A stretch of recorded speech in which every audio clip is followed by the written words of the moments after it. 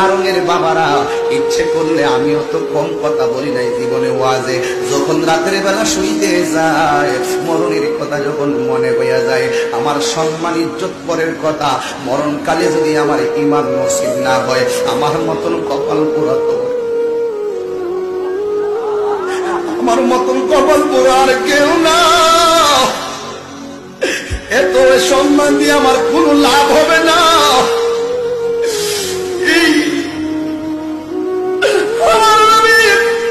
আপনার নবী বলেন, মরণ পরে ওই রূহটা উপর দিকে তার পরিবারকে ডাক দিয়া গে, আম্মা এত নিষ্ঠুর হইও না, কিছুক্ষণ দেহটারে বাড়িতে রাখো।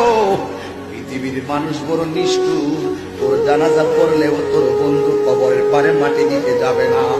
যেই বন্ধুর সাথে এই মাঠে খেলাধুলা করছো, তুমি মারার পরে এই বন্ধুটা জানাজা